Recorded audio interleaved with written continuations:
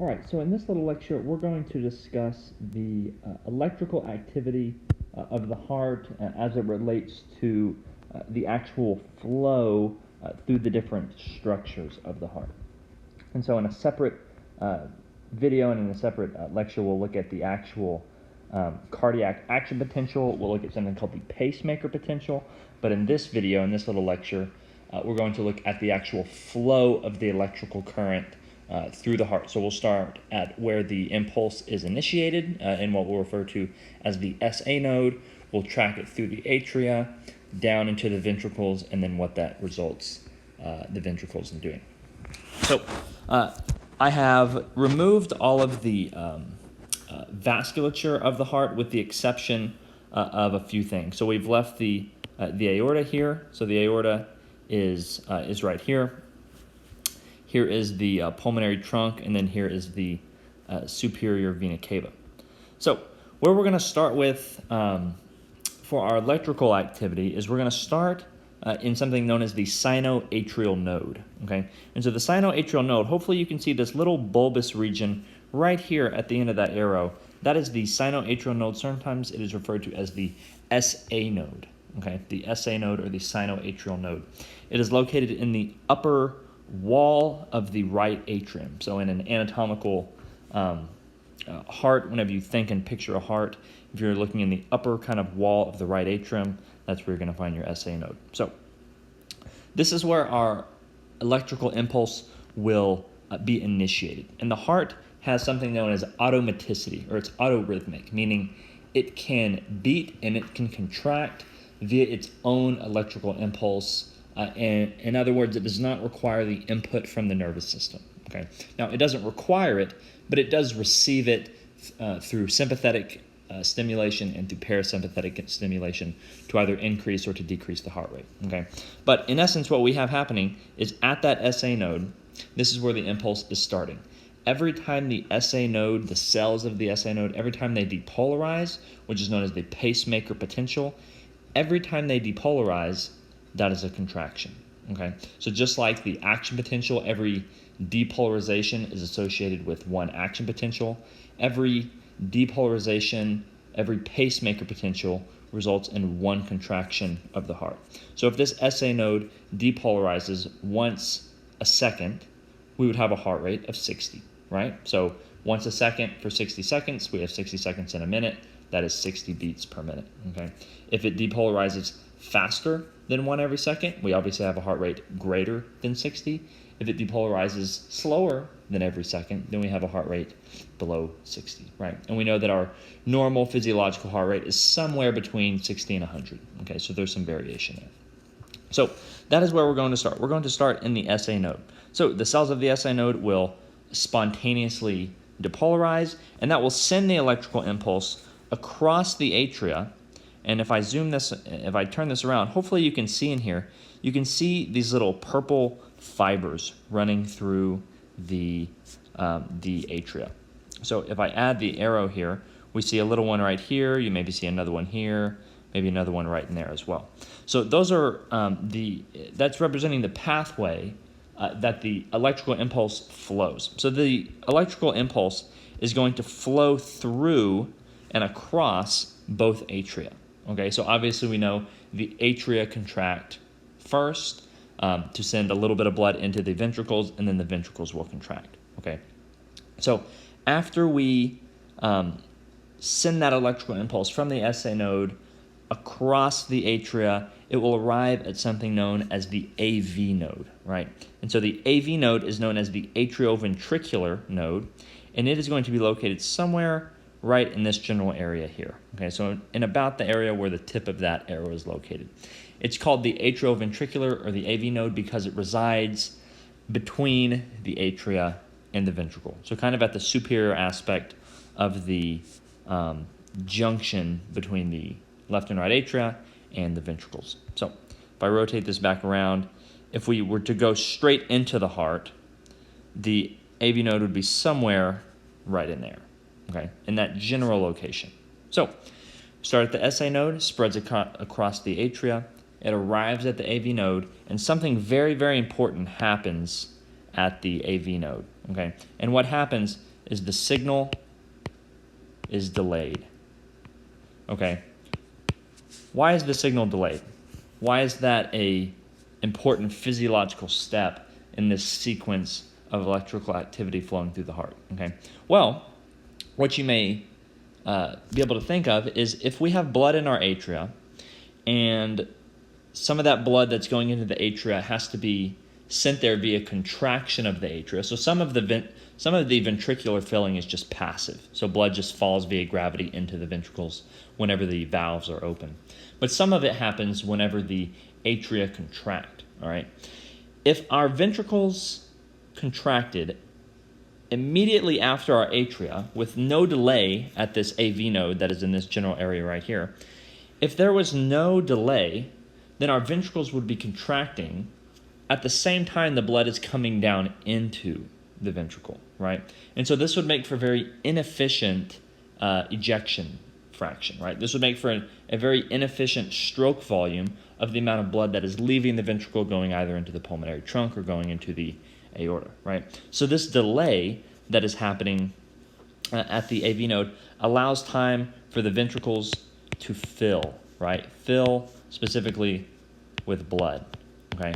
This is very important for the stroke volume, or in a clinical setting you typically hear of it referred to as an ejection fraction. This is very important for the ventricles to fill, and then once they're full, the signal can continue into the ventricles and then it can contract, okay? All right, so let me clear this. So we're at the AV node and we're delayed. So from the AV node, we enter into something called the bundle of His, okay? And the bundle of His is spelled like his, okay? But it is pronounced hiss, like a snake. Bundle of His. And it is in this general location right in here. So right here where I've drawn this black line, that's the general location where we have our bundle of His. From the bundle of His, it's going to divide into two things known as bundle branches, okay? So if I clear this here, our bundle branches are going to be these white structures right here, okay? White structures right here, and you could even extend it a little bit more inferiorly and kind of encompass all of this general material right here. But these little white structures, these are the left and right bundle of His, okay? So this is what sends the electrical signal down the interventricular septum, right? So the interventricular septum is this large structure right here in the middle between the ventricle on the left and the ventricle on the right, right? So here's our left ventricle, here is our right ventricle, okay? So these left and right bundle branches bring the signal down the interventricular septum, and then the last structure that actually carries the signal into the actual ventricular myocardium are these white structures right here. You see them right here. All of these white structures right here. These are known as Purkinje fibers, okay? Purkinje fibers. Purkinje. Trying to put the dots here. Purkinje fibers, okay? These Purkinje fibers travel from the interventricular septum out into the ventricular myocardium, where they then stimulate the cardiac muscle tissue, which we know is involuntary and striated, stimulate it to contract, okay?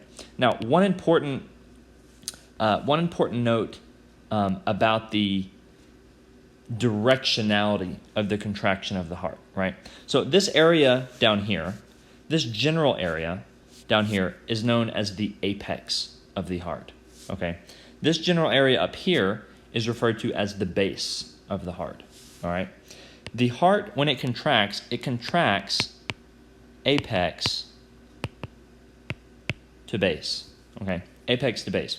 Why would it go from apex to base and not base to apex? Why is this direction wrong? Why do we not go from base to apex? So why are we going this way?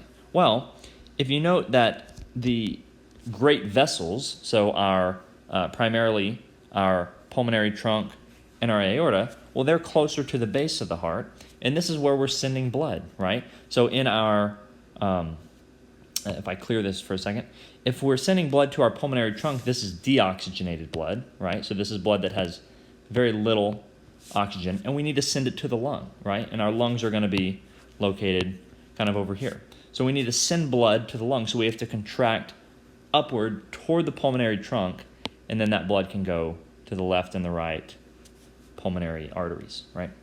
The same holds true for our aorta, right? If we're sending blood to our aorta, from the aorta, we're going to the rest of the body, right? So we have 3 branches of our aortic arch, right? We have a brachiocephalic, we have a left common carotid, and we have a right common carotid here, okay? Let me move this so you can see it just a little bit better. So we have the brachiocephalic, we have the left common carotid, and we have the left subclavian. So again, we're sending blood up from the apex of the heart up toward the base, okay? So we're going from the apex of our heart to the base. So we're starting down here, and we're going up. So in the same way that you squeeze a tube of toothpaste, typically you squeeze from the end of the toothpaste container. You squeeze away from the nozzle. You don't squeeze right at the base of the nozzle. You're squeezing from the end and squeezing the toothpaste out of the opening, right? Now, some people may squeeze right in the middle, and that's just insane if you squeeze in the middle. But if you squeeze like a normal person and you squeeze at the end and you squeeze the toothpaste out, right? So think of our heart as the bottle of toothpaste, right? Here is where the opening is. So if I clear this, so this is where our, let's see, I'm trying to clear all this. So if we're starting down here, this is the end of the toothpaste down here, toothpaste container, and this is the opening way up here. We need to squeeze this blood up and out to go into the aorta, or we need to squeeze it up and out to go out of the pulmonary trunk, okay?